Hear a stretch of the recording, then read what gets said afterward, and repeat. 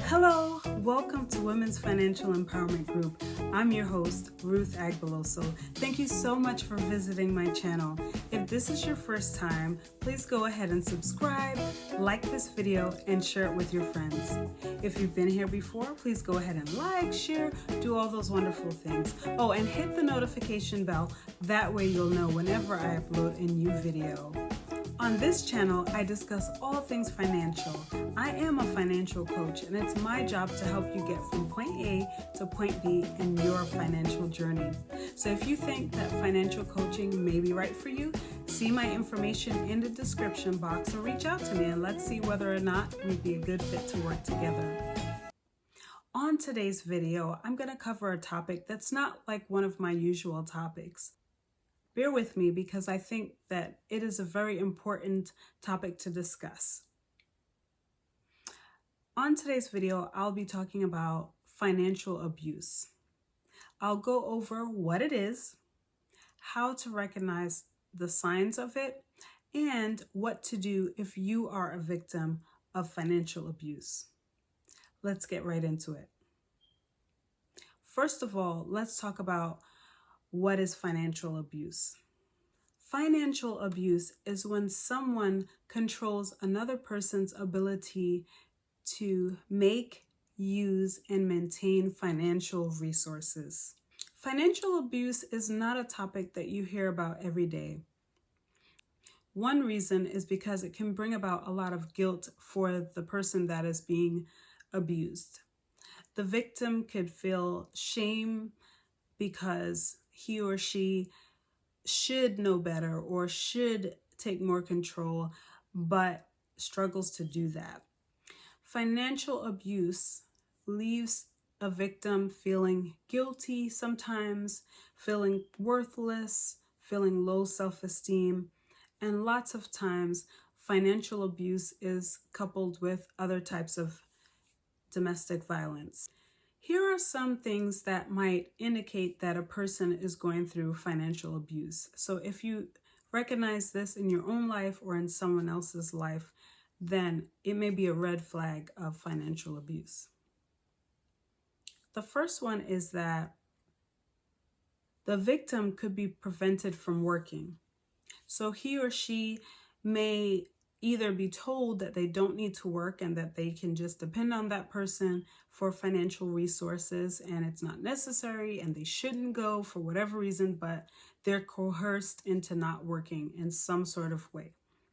Another sign of financial abuse is that the victim may be kept in the dark about how the finances are being handled. So where's the money going? They don't know. They just know that the other person has complete control over the money and he or she is taking care of things. And this could happen in a spousal relationship, a partnership.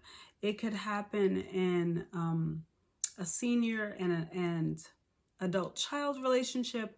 It can happen in so many different situations, but it's very prevalent in a spousal or partner situation. Another sign is tracking the victim's spending. He or she is not allowed to spend anything without every dollar being accounted for and being watched. And he or she can be made to feel as though spending anything at all is bad. Another sign is the victim being manipulated with money, and even to the point of being threatened or told that if they don't comply with the wishes, that money will be withheld from them or that they'll be forced to pay money that they don't even have. For instance, the person that's victimizing may say, I'm going to leave and you'll have to pay all of these bills on your own, even though the person does not have the resources to take care of that, but it's used as a way to manipulate the person. Another sign is that the victim is not allowed to make any big financial decisions. So he or she may be allowed to, say, go grocery shopping or pick up medication or something like that. But when it comes to large purchases, such as a home or large furniture or anything like that, that person really doesn't have a say. As I indicated before, Financial abuse can often be seen together with other forms of abuse, and it's a way of controlling the victim so that the victim does not leave. In many cases, that's why victims find it hard to leave, because they don't have the financial wherewithal to figure out how to, go on with their lives if they leave. And so that becomes a major problem for a lot of people in that situation. Another indicator of financial abuse is stealing.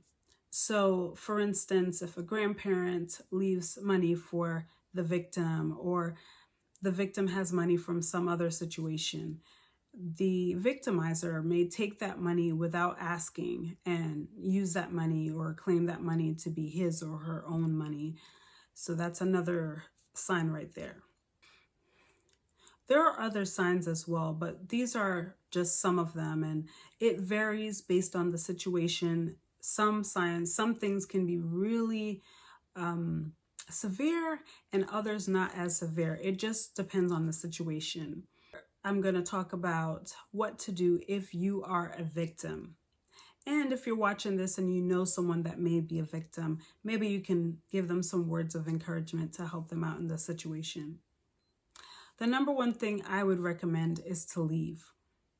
If you're able to leave that situation, I would suggest leaving.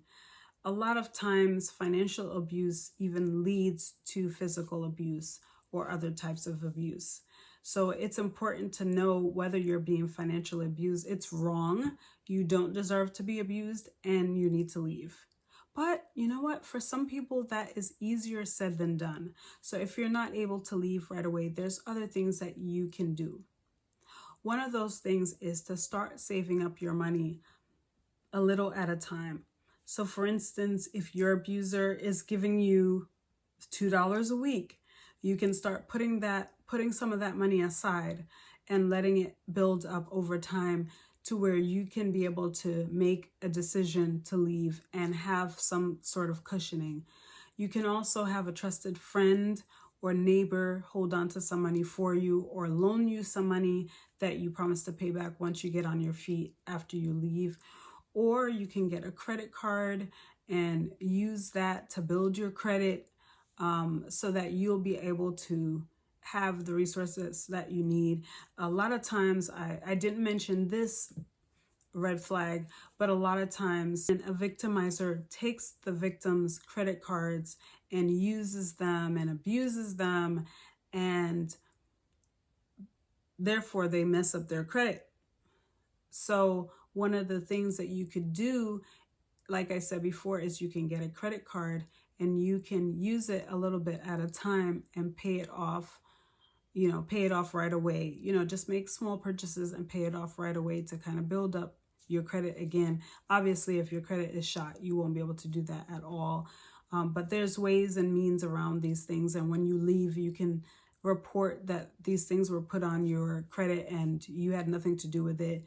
You can fight some of those charges. If possible, have a secret bank account somewhere where you can put aside some money little by little. So that goes back to what I said before. If you're allowed to have some money, if you're able to get some money, you put some of that money aside little by little. If you're able to even have a secret part-time job. So for instance, you may say that you're going out to do some voluntary work or take care of an elderly parent or something like that. And really you're working part-time just to make sure you have something to lean on, because a lot of times when people leave situations like that, they're totally desperate. They have nothing, because the abuser makes sure that they're in that position of total dependence, total surrender. Basically, they don't have anything for themselves. So it's important, if you're able to put aside something, that you put aside something. Last but certainly not least, if you feel like you are being abused financially or in any other way, my advice is to reach out to a local domestic violence hotline or shelter, or some place that can help you with this situation, because you do not deserve to be abused, and you should not be abused, and you should not put up with it.